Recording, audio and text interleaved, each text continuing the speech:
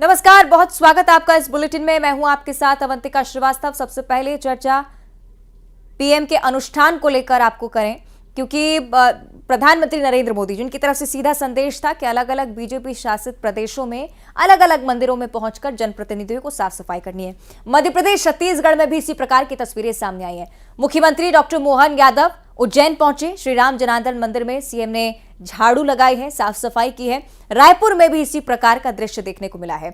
BJP का स्वच्छता अभियान मंदिरों में लगातार जारी। पीएम की अपील के बाद उज्जैन की जानकारी हमने आपको दी। और छत्तीसगढ़ का अगर जिक्र करें तो रायपुर में सीएम विष्णुदेव साय ने भी राम मंदिर में पहुंचकर झाड़ू लगाई है। तो पीएम के अनुष्ठान का यह असर कि मध्य प्रदेश और छत्तीसगढ़ में भी इसकी झलक नजर पड़ती है। दो तस्वीरें आपकी टीवी स्क्रीन पर, एक रायपुर की, दूसरी उज्जैन की। दोनों ही प्रदेशों में मुखिया स्वच्छता अभियान में सहभागिता प्रकट करते हुए दोनों ही जगह भव्य आयोजन किया गया। अलग अलग मठ मंदिर जो अलग अलग जिलों में स्थित हैं, वहां अलग अलग दिग्गजों को जिम्मेदारी सौंपी गई है। खुद मुख्यमंत्री भी इस अभियान में पीछे नहीं। अगर प्रधानमंत्री की तरफ से अनुष्ठान का आगाज हुआ है तो भागीदारी अलग अलग नेता अलग अलग राज्यों में भी निभाते हुए आपको नजर आएंगे। तो बीजेपी शासित प्रदेशों में यह खास सिलसिला आप देखेंगे। उज्जैन और रायपुर की दोनों ही तस्वीरें आपकी टीवी स्क्रीन पर एक साथ। मुख्यमंत्री डॉक्टर मोहन यादव को आप देखेंगे। और अब विस्तार से बात रायपुर की कर लेते हैं। सीएम विष्णुदेव साय पहुंचे, उनके साथ पूरी कैबिनेट मौजूद रही। अलग अलग नेता कार्यकर्ता भारतीय जनता पार्टी के हाथों में झाड़ू थामे हुए आपको नजर आएंगे। पीएम के अनुष्ठान में सहभागिता निभाने का प्रयास। बृजमोहन अग्रवाल आपको दिख रहे होंगे इस तस्वीर में। अलग अलग कार्यकर्ता नेता इस बार ये प्रकट करते हुए कि जो अनुष्ठान प्रदेश में शुरू किया जा रहा है वो राष्ट्रीय स्तर पर भी सफल बनाने के प्रयास में वो खुद भी जुटे हुए हैं।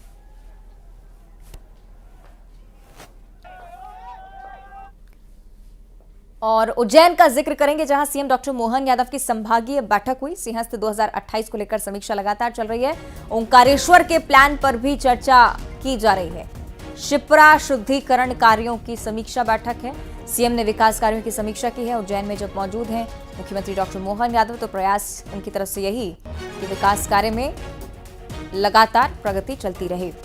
उज्जैन का ये सिलसिला हम आपको बता रहे हैं। संभागीय बैठक सीएम की लगातार चल रही है, सिंहस्थ 2028, जिसकी समीक्षा के दौरान शिप्रा का भी मुद्दा उठा है। शिप्रा शुद्धिकरण कार्यों की समीक्षा भी की है। तो बैठक में विकास कार्यों को लेकर समीक्षा।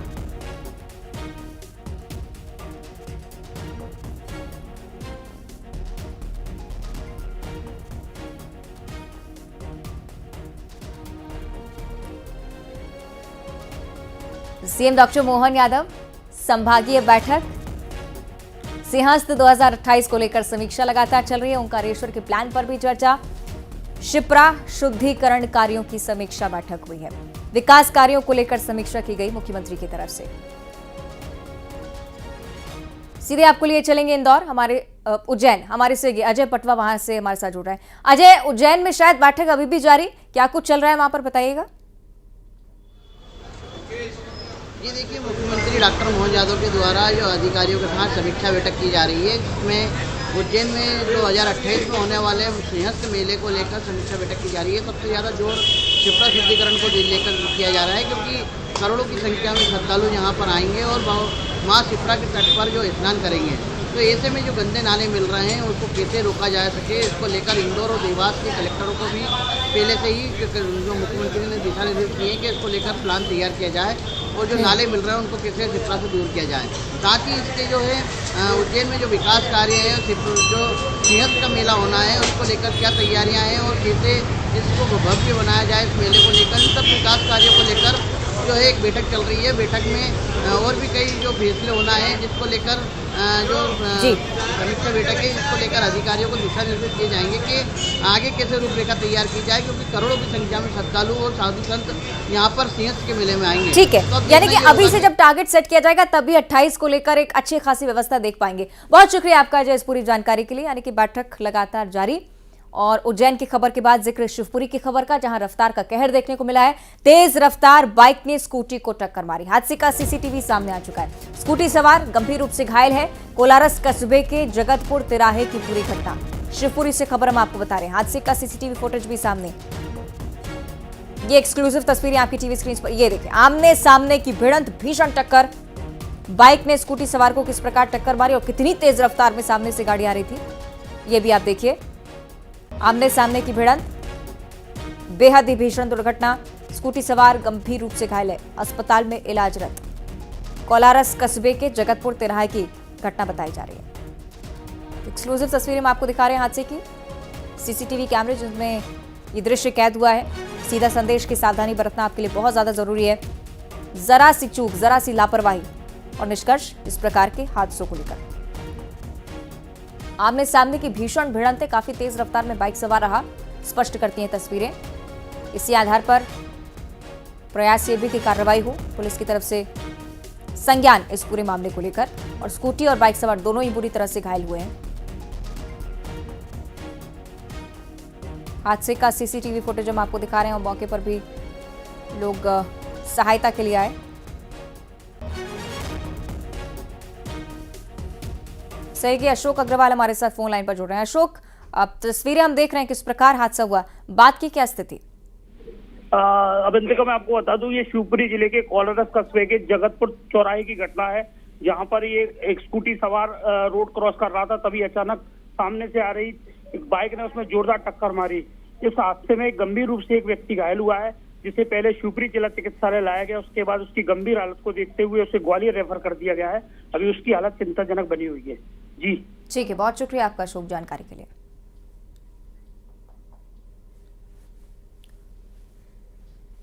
और अब जिक्र करेंगे राजधानी भोपाल का, जहां बदमाशों का कहर बरपा है। गाड़ियों में जमकर तोड़फोड़ हुई है। दर्जन भर गाड़ियों में तोड़फोड़ को लेकर वारदात और सीसीटीवी कैमरे में भी पूरी घटना कैद हो गई। बड़ी बात यह कि एमपी नगर इलाका जो भोपाल का राजधानी का सबसे व्यस्ततम क्षेत्र है, यहां पर भी पेट्रोलिंग की कमी और इसी के चलते नतीजा ये कि तोड़फोड़ सरेआम बदमाश करते नजर आए वाहनों में।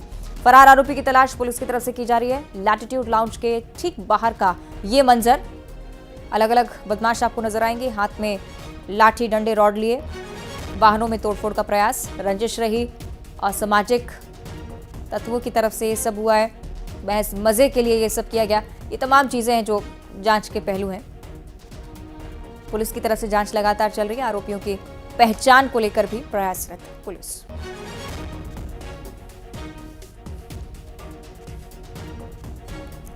तो तस्वीरें हम दिखा रहे हैं आपको राजधानी भोपाल की। इससे पहले भी बीते हफ्ते ही इस प्रकार की खबर सामने आई थी कि रात में कई बदमाश जो कि वाहनों में तोड़फोड़ कर रहे हैं। एमपी नगर का इलाका,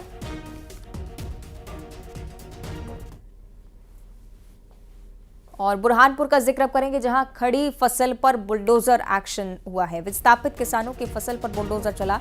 वन विभाग पर बगैर सूचना के कार्रवाई का आरोप है। वन विभाग की कार्रवाई के बाद किसान बेहद नाराज।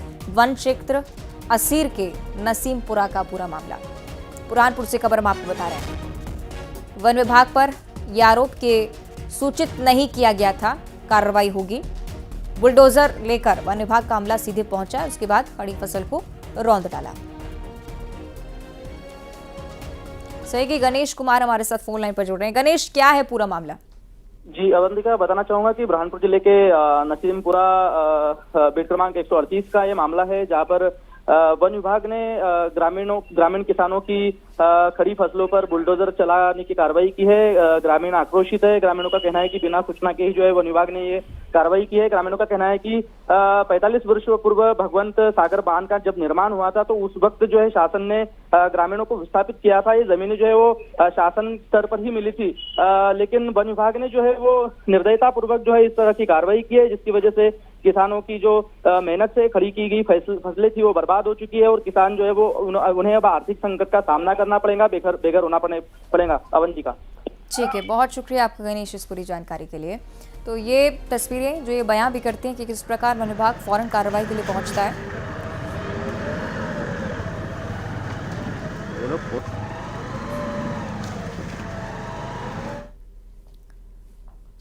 भारत और अफगानिस्तान के बीच 3 मैचों की T20 सीरीज का दूसरा मुकाबला आज शाम 7 बजे इंदौर में, इंदौर के होलकर क्रिकेट स्टेडियम में दोनों टीमें आमने सामने होंगी और इस सीरीज का पहला मुकाबला टीम इंडिया के नाम रहा था। ऐसे में अफगानिस्तान के लिए ये करो या मरो का मुकाबला। तो वही भारतीय टीम आज के मैच को जीतकर सीरीज पर कब्जा करना चाहेगी। आज जब भारतीय धुरंधर होलकर में उतरेंगे तो पूरे इंदौर में इंडिया इंडिया का हल्ला होगा।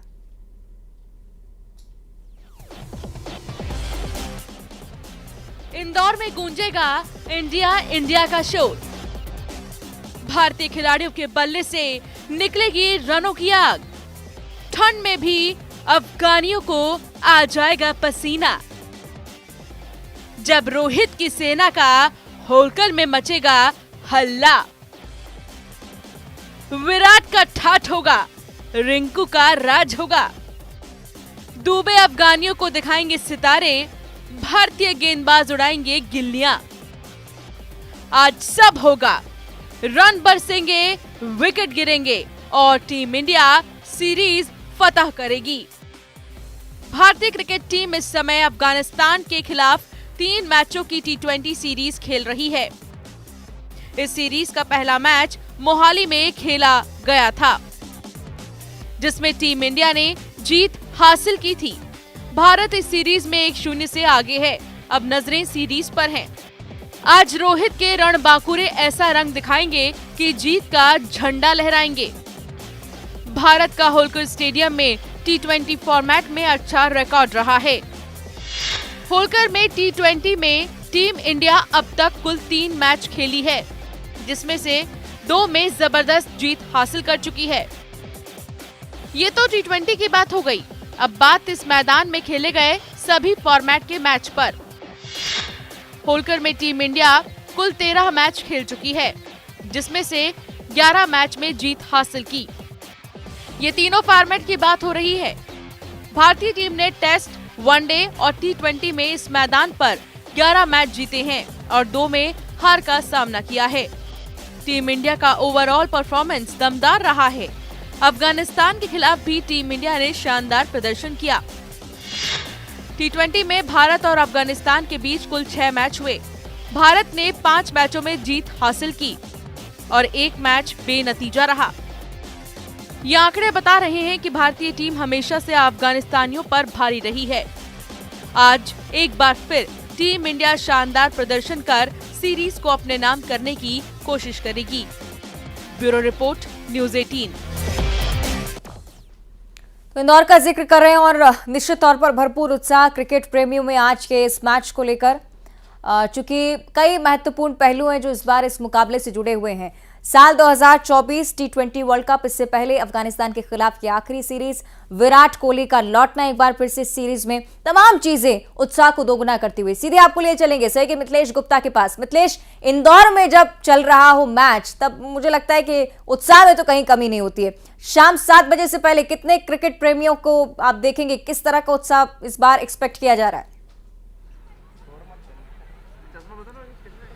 देखिए, शाम को 7 बजे भारत और अफगानिस्तान का मुकाबला शुरू होना है और इस वक्त मैं स्टेडियम के बाहर ही मौजूद हूँ। और ये तस्वीर देखिए, और इंदौर में जब भी मैच होता है यही उत्साह नजर आता है और यही एक्साइटमेंट है जो इंदौर को लोगों से अलग बनाता है। और ये तस्वीर देखिए, ये सुबह की तस्वीर है, दिन के 12 बजे है और 7 बजे मैच होना है, लेकिन क्रिकेट प्रेमियों का उत्साह देखिए इस वक्त। आप ये तस्वीर में आप देख सकते हैं कि मैच को लेकर इंदौर में कितना उत्साह।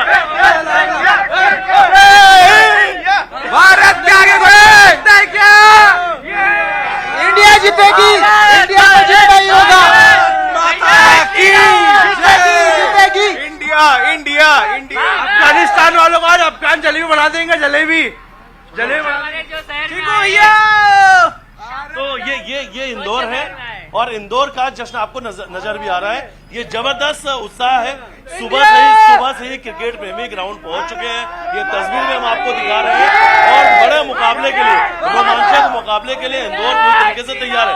हालांकि शाम को 7 बजे मैच शुरू होगा, लेकिन 7 बजे के पहले की हम तस्वीर दिखा रहे हैं कि लोग सुबह से ग्राउंड पहुंच चुके हैं और ये पहले की हम तस्वीर भी कुछ दिखा रहे हैं आपको।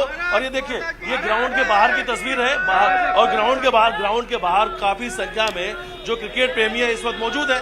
चलिए कुछ और तस्वीर हम आपको और आगे तरफ से दिखाते हैं। कुछ तस्वीर मैं आपको यहाँ से दिखाता हूँ कि इस बार सुरक्षा व्यवस्थाओं में क्या बदलाव किया गया है। इस बार किस जो अलग अलग रूट बनाए गए हैं कि बड़ी आसानी से जो लोग हैं अंदर जाके मैच देख सके। तो फिलहाल देखिए, इस वक्त मैं पहुंच चुका हूँ होलकर स्टेडियम पे मुख्य द्वार पर। ये वो गेट है जहां से इंडियन टीम अंदर जाएगी, अफगानिस्तान की टीम यहीं से जाएगी। ये वो रास्ता है जहां से इंडियन टीम स्टेडियम के अंदर जाने वाली है।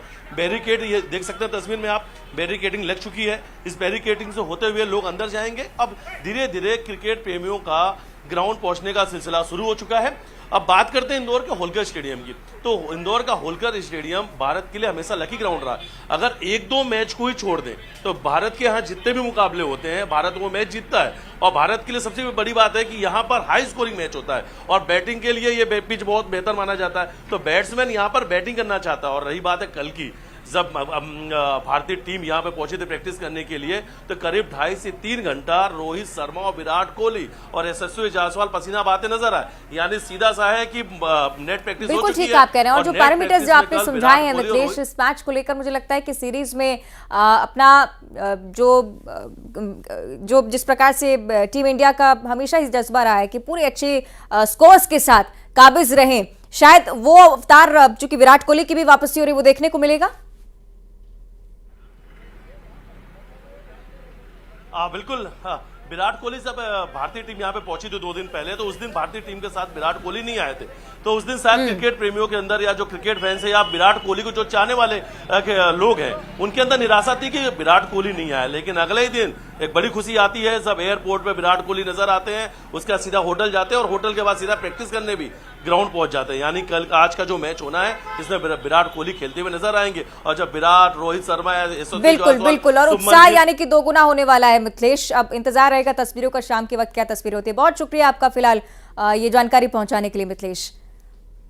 और आगे बढ़ते हुए फिल्मकार विधु विनोद चोपड़ा का जिक्र करेंगे। उनके बेटे अग्नि चोपड़ा रणजी ट्रॉफी में आग लगा रहे हैं। अपने डेब्यू मैच में ही उन्होंने मिजोरम के लिए सिक्किम के 442 रनों के विशाल स्कोर के जवाब में 166 रनों की धुआंधार पारी खेली है। हालांकि मिजोरम 214 रनों पर ऑल आउट हो गई और उसे फॉलो ऑन करना पड़ा।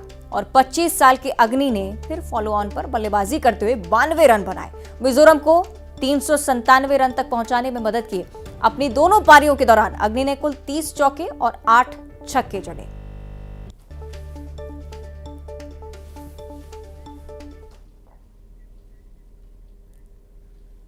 और अब देखिए 20 बड़ी खबरें। प्राण प्रतिष्ठा से पहले देश भर के मंदिरों में